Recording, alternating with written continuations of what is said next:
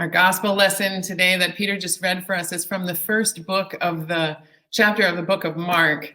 Mark was the first gospel that was written and the shortest, with a sense of urgency written into the very words and sentences that make up the book. Sometime try to read it. It's pretty short. You can read it maybe not in one setting, but pretty with, in a couple hours you can read it. You'll see over and over again that Jesus feels like he's moving fast in this book, and the word immediately is used over and over again. After his baptism, he was immediately driven out into the wilderness. And in the story that we hear today, that comes shortly after that time in the wilderness, Jesus walks past these dudes that are fishing and says, "Come and follow me, and I will make you fish for people." And immediately they drop their nets and follow him. And then they pass by some other fishers, and Jesus immediately calls out to them, and they leave their father. That's 3 immediatelys in 7 verses. A few verses later, there's a guy with leprosy, and Jesus heals him, and even the leprosy leaves immediately. And in chapter 2, there's a guy who is a paraplegic who immediately stands up and takes his mat and leaves. Things happen fast in the book of Mark. One friend, John Petty, calls Mark crisis literature. It was written during a period of great stress and trauma, which culminated in the fall of Jerusalem and the destruction of Jerusalem's temple, all that people held dear and all that people held sacred. And in this particular text, we can see one of the ongoing crises that they're experiencing, probably just one after another, news coming so fast, and trauma. All those people who were gathered at the beginning of chapter 1, and we're still in chapter 1, they were gathered at the river listening to John the Baptizer and repenting and being baptized. Now those folks are getting news that John the Baptist was arrested and will be killed. And immediately Jesus says, "Now is the time. The kingdom of God is here. Come and follow me."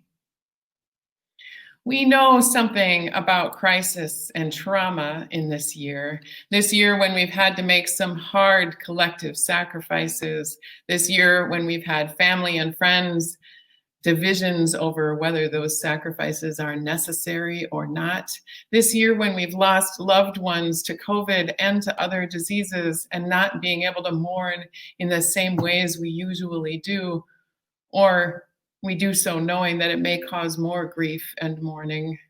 This year when we've lived with so many losses, this year when there is always new news coming at us, people dying in the streets like George Floyd, protests around the world of people calling for racial justice, calling for all lives to matter, including Black lives, and people coming in from out of state with unmarked minivans and makeshift bombs, maybe insurrection at the Capitol, questions about a democratic election. The hits just keep on coming. The news, it is crisis and trauma all the time.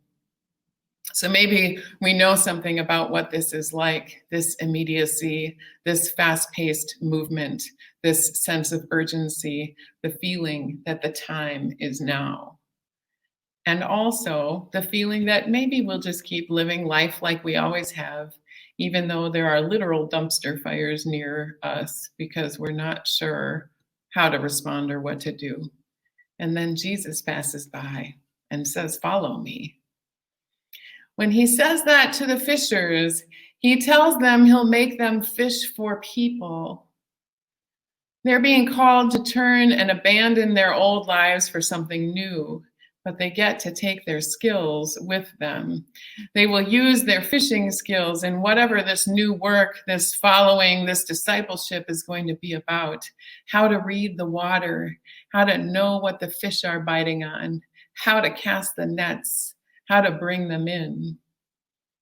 This week, I watched the movie One Night in Miami, which tells the story of one night in Miami when Malcolm X was trying to convince his 3 friends, the singer Sam Cooke and the boxer Cassius Clay, later known as Muhammad Ali, and the football player Jim Brown.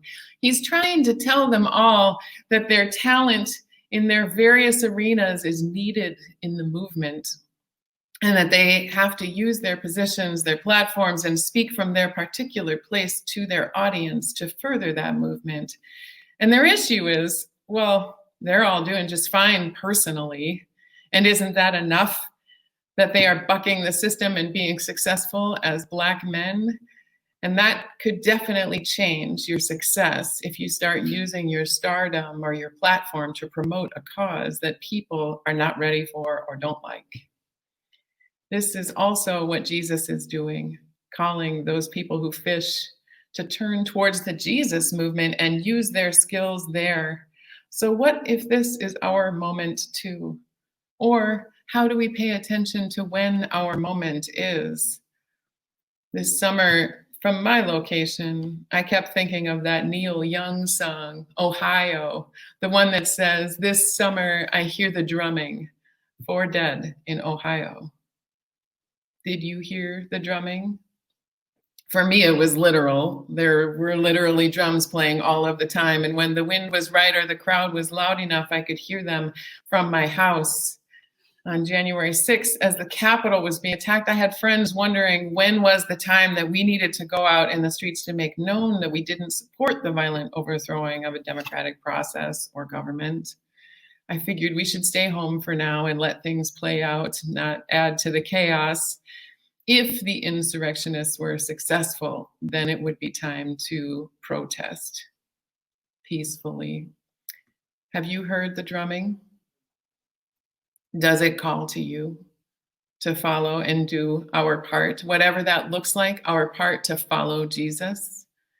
Or what if every moment is our moment? Time for us to look at what we have in our life, see who we have influence over, see what skills we have to offer, see what we can bring in the work of discipleship, to doing justice, to loving kindness, and to walking humbly with Jesus. What do you suppose it takes?